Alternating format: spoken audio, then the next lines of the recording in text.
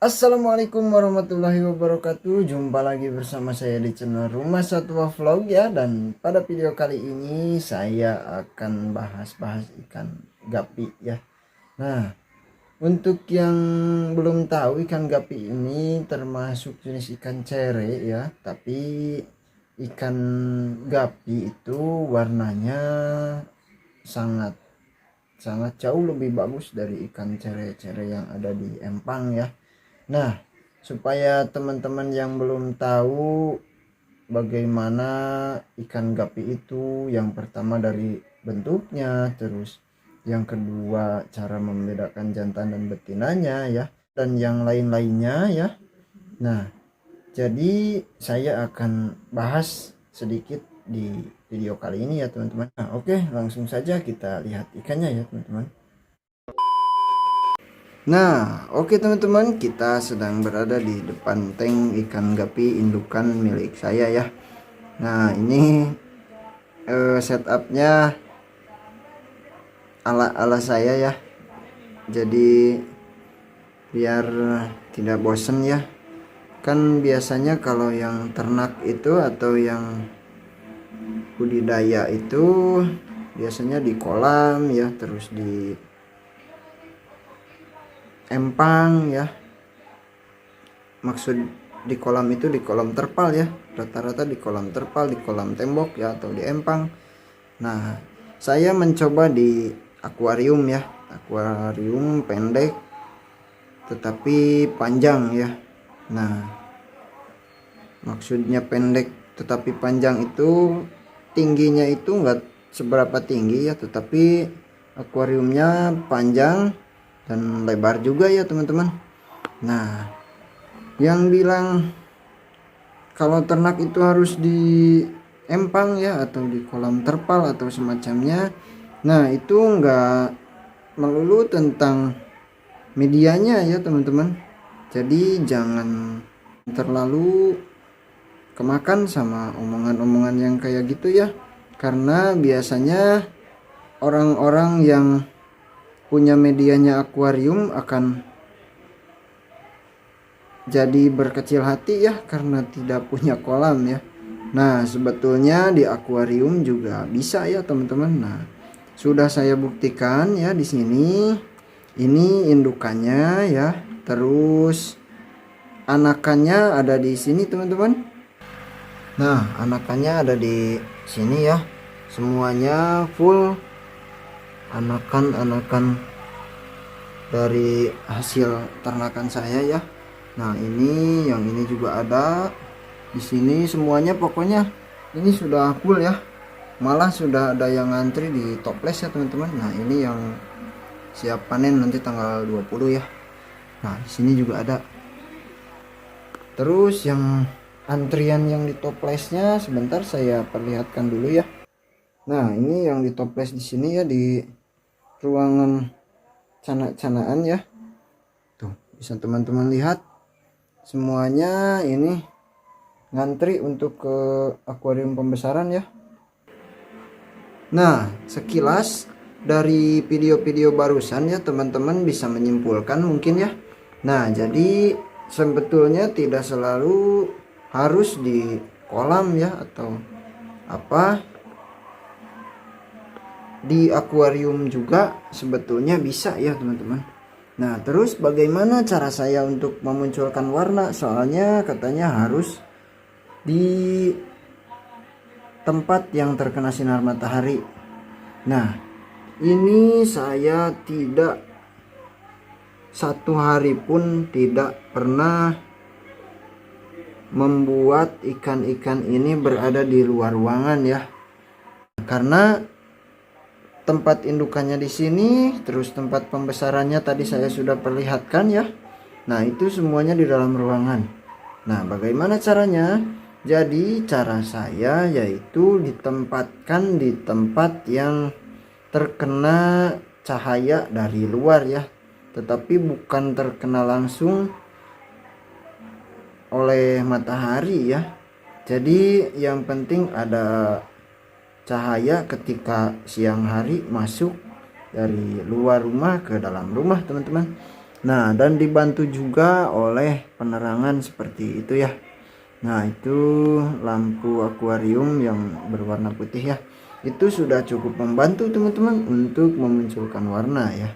Nah, bagaimana dengan listrik dan segala macamnya? Nah, untuk saya sendiri dari masalah listrik ya. Masalah listrik itu sebetulnya relatif ya. Tergantung orangnya. Yang suka hemat energi mungkin bisa dibarengi dengan kolam atau akuarium yang disimpan di luar rumah ya, atau semacamnya. Tetapi walaupun di luar rumah, biasanya kalau akuarium cuma terkena cahayanya saja ya, bukan ditempatkan di bawah sinar matahari langsung atau tersorot oleh cahaya matahari ya. Nah, kalau di dalam rumah juga sama saja teman-teman. Jadi maksudnya cahaya mataharinya itu menyinari ke dalam rumah ya. Walaupun di luar juga yang outdoor biasanya tidak langsung istilahnya dijemur lah. Pastinya akan ditempatkan di teras tetapi di luar ruangan ya. Nah, sebetulnya sama saja ya teman-teman.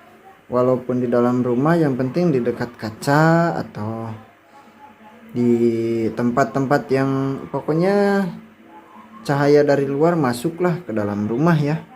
Nah, itu juga bisa teman-teman. Terus yang bilang jadi boros listrik atau semacamnya ya, sebetulnya jika kita dibarengi dengan hobi ya teman-teman, walaupun tidak dipakai buat breeding kayak gini ya, sebetulnya jika kita pelihara banyak ikan atau banyak akuarium ya, sebetulnya kan sama aja teman-teman. Nah, yang membedakan saya isi gapi, terus saya buat ikan-ikan ini terus memproduksi anakan ya. Nah, apa bedanya dengan kita memelihara ikan-ikan yang lain ya, terus di akuarium ini contohnya, itu kan pompa akuarium dan lampu juga sama saja ya, hidup. Jadinya ya kalau dibilang untuk usaha ya, cakupannya usaha, mungkin memang jadi ada biaya tambahan ya untuk listrik dan semacamnya. Tetapi jika dibarengi dengan hobi ya, ya sama aja. Misalkan indukan gapi terus anakannya saya simpan di bak terpal di luar ruangan ya, tanpa perlu lampu akuarium, tanpa perlu pompa ya. Nah, terus akuarium ini saya isi dengan ikan lain. Nah, ikan yang saya masukkan ke akuarium ini otomatis kan juga perlu listrik buat lampu dan buat pompa ya. Jadinya sama aja ya teman-teman. Nah, berhubung akuarium ini saya sudah rencanakan untuk isi indukan gapi, ya sudah. Jadi nggak perlu diperdebatkan lagi bagaimana masalah pengeluaran di listriknya ya. Soalnya jika saya simpan di luar juga, akuarium ini saya pasti isi ikan lagi, ya saya hidupkan lagi lampunya. Nah, seperti itu mungkin penjelasan singkatnya teman-teman. Nah, dan untuk selanjutnya dari gapi-gapi ini ya, sebetulnya ini indukan dari Platinum Red ya, tetapi ada yang kualitasnya bagus, ada yang biasa saja, dan ada juga yang jelek ya teman-teman. Tetapi untuk indukan sebetulnya sama saja ya, karena nanti dari yang jelek bisa bertemu dengan yang bagus, entah itu jantan yang jelek atau betina yang jelek, bisa kawin dengan yang kualitasnya bagus, entah itu dari anatomi ataupun dari warna ya. Dan nanti anakannya juga pasti ada 3 macam lagi ya, ada yang bagus, ada yang biasa, dan ada yang jelek juga. Nah, untuk masuk ke pasar itu kan lewat lagi di sortir ya. Di penyortiran tersebut nanti kita bisa memisahkan mana yang layak dan mana yang tidak layak ya. Tetapi untuk ikan gapi khususnya ya, di toko-toko juga sebetulnya itu ada yang dicampur per jenis, ada yang dicampur semua warna ya. Nah, yang dicampur per jenis itu maksudnya campurannya itu yang bagus, yang jelek, dan yang biasa saja itu disatukan ya. Dan yang dicampur semua warna itu yang bisa dibilang gapi cendolan ya. Jadi semua warna itu ada teman-teman. Nah, terus yang memisahkan yang kualitasnya sangat bagus terus yang biasa dan yang jelek itu saya belum menemukan ya di daerah saya di sini. Soalnya biasanya kalau untuk kualitas itu tergantung yang belinya ya atau konsumennya. Nah, walaupun tiga kualitas tersebut disatukan, pasti yang mau beli juga akan sortir-sortir lagi ya. Jadi sebetulnya tidak perlu disortir per kualitas untuk masuk ke toko ikan ya. Nah, tetapi untuk menjaga kualitas ikan yang kita kirim ke toko itu bagus, nah kita harus menyortir, memisahkan mana yang kualitasnya paling bagus, mana yang biasa saja atau yang sedang ya, dan mana yang jelek ya. Nah, oke, mungkin sudah cukup ya. Dan untuk selanjutnya, kebetulan di sini ikannya platinum red semua ya, tetapi ada yang kebiru-biruan, ada juga yang sangat merah marun ya, dan ada juga yang agak oranye, ada juga yang platinumnya itu hampir ke hitam ya, bisa disebut HB juga atau half black ya. Nah, di sini saya memakai indukan platinum red. Jadi saya contohkannya di ikan platinum red saja ya. Dan untuk ikan gapi jenis atau warna lain itu sebetulnya sama saja ya untuk membedakan jantan dan betinanya. Nah, oke, kita ambil contoh yang ini ya. Nah, untuk ikan gapi jantan bisa teman-teman lihat dari warna tubuhnya itu, dari mulai kepala sampai ke ekor itu akan muncul warna yang sangat bagus ya. Nah, walaupun yang masih kecil yang seperti itu sudah muncul garis warna ke depan ya, ke kepala. Terus untuk ciri-ciri yang sangat mencolok ya, atau yang sangat yakin 100% bahwa ikan tersebut ikan jantan ya. Nah, teman-teman bisa lihat sirip analnya atau sirip yang ada di bagian bawah di belakang perut ya. Nah, untuk gapi jantan sebetulnya sangat mudah ya, karena siripnya akan kuncup seperti ini ke belakang ya. Nah, bisa dilihat ya, siripnya itu, sirip analnya itu kuncup ke belakang. Dan untuk gapi betina, nah untuk gapi betina itu sirip analnya membuka ke bawah ya. Nah, dia akan selalu terbuka seperti itu walaupun dia sedang bergerak ataupun sedang terdiam ya.